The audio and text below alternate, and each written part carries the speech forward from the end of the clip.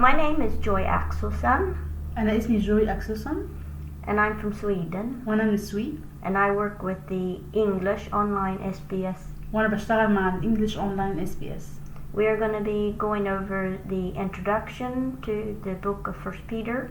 النهاردة هنكون بنتكلم مع بعض في المقدمة عن رسالة بطرس الأولى.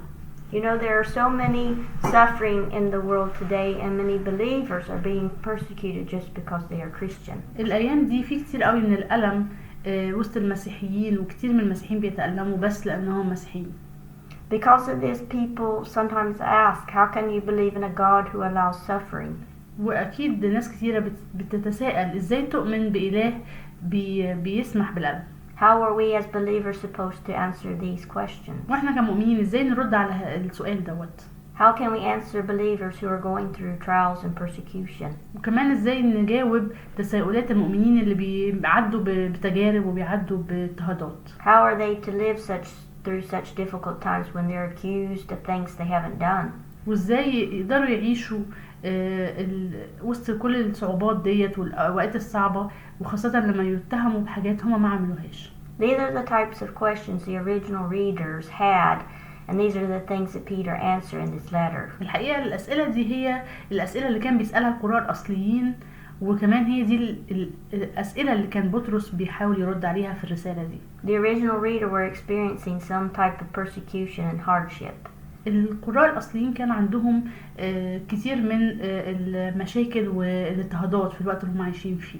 It was wearing them down and taking their focus off the gospel. وكان ده بيسبب لهم تعب شديد وإرهاق شديد، وكمان بيبعد تركيزهم عن الإنجيل.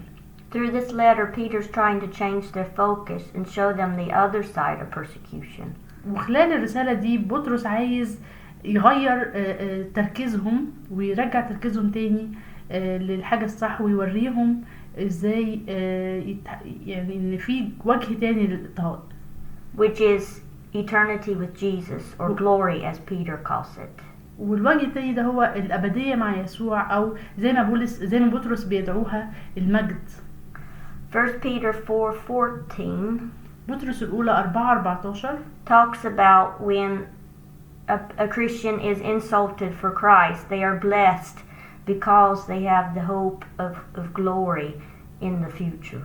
بيتكلم عن انه لما المؤمن يشتم من اجل ان هو مسيحي، فده شيء حلو، ده شيء رائع، لانه بيعطي مجد للشخص دوت. In this book we can observe an interchange between persecution to glory. لو احنا ركزنا في الرسالة هنلاقي ان في كتير من التبادل ما بين فكرة الاضطهاد وفكرة المجد. This is repeated 9 different times in this book. وموضوع التبادل ده لما يتكلم عن الاضطهاد بقى يتكلم عن المجد، ده متكرر حوالي 9 مرات في الرسالة دي. And this is because Peter wants to give them an eternal perspective of their present affliction. وده علشان بطرس عايز يديهم طريقة تفكير جديدة عن ويفهمهم ان في مجد ابدي وسط الاضطهادات والضيقات اللي هم بيعدوا بيها. Peter also uses Christ as the ultimate example of suffering and serves as an encouragement for the original reader. وبطرس كمان بيستخدم المسيح النموذج الأعلى للألم، واللي هو إنه المسيح تألم لكن في الآخر تمجد. Because Jesus went from suffering to glory, eternity with his Father. لأن يسوع اتحرك من الألم، اتحرك في الألم بس بعد كده انتقل إلى المجد لما راح عند الآب. So Peter constantly reminds the original reader of the prize of glory that Jesus has for them at the end. ودايما بطرس بيذكر القارئ الأصلي بالجائزة اللي هياخدوها، اللي هي المجد اللي هي أخدها يسوع، واللي هي يسوع عايز يديها لهم في النهاية. The original reader also have lifestyles that don't reflect always glory, God's values. وكمان القارئ الأصلي عندهم طريقة حياة وأسلوب حياة مش دايما بيعكس القيم الإلهية. So there is an emphasis in this book on the original reader being holy or living out holiness. وعشان كده في تركيز جامد قوي في الرسالة عن القداسة وعن انه القراء الأصليين لازم يعيشوا في القداسة.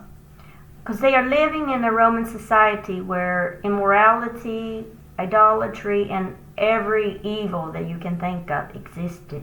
لأن هم عايشين في المجتمع الروماني اللي مليان بالفساد الأخلاقي ومليان بالوثنية ومليان بحاجات كتيرة جدا وحشة، يعني ممكن ما نقدرش نتخيل حتى. So the original reader need to realize that they have a new identity as believers. وعشان كده القارئ الأصلي كان محتاج يدرك إن إحنا عندنا هوية جديدة كمؤمنين، إحنا عندنا طريقة حياة جديدة مختلفة كمؤمنين. That they are God's people, God's royal priests, and they're God's holy nation. وإن هم شعب الله وإن هم كهنوت ملوكي وإن هم أمة مقدسة. And Peter's message to the original reader is a message also for Christians of all time. وكمان رسالة بطرس للمسيحيين في الرسالة دي هي رسالة لكل المسيحيين في كل العصور وكل الأماكن. That Peter reminds us that holiness is important. بطرس بيذكرنا أن القداسة أمر مهم جدا. And believers who follow Christ must be prepared to suffer. وأن المؤمنين اللي بيمشوا وبيتبعوا يسوع لازم بيتوقعوا أن يبقى فيه ألام. But recognize that God can use suffering for a higher good. لكن برضو يدركوا ان الله يقدر يستخدم الألم دوت علشان الخير وعلشان في الآخر يبقى فيه شيء صالح أكبر بكتير من الألم. So the big picture of the book. فالصورة الكبيرة أو الفكرة الرئيسية الموجودة في الرسالة. Peter is writing this book to comfort and encourage the suffering believers. بطرس بيكتب الرسالة دي عشان يعزي وعشان يشجع المؤمنين المتألمين. And to remind them that their present situation is temporary and light of glory. وعشان يذكرهم إن وضعهم الحالي هو وضع مؤقت إذا كانوا بيشوفوه في ضوء الأبدية. That they are to have an eternal perspective. وإن هما دايما لازم يكون عندهم طريقة تفكير أبدية. Peter also wants to exhort them to live godly lives by doing good even when others insult them. وكمان بطرس عايز يحسهم ويشجعهم ان هم يعيشوا حياة مليانة بالتقوى ويعملوا أعمال صالحة حتى عندما يشتمهم الآخرين. Thank you. This is the end of this lecture. شكرا، دي نهاية المحاضرة الأولانية.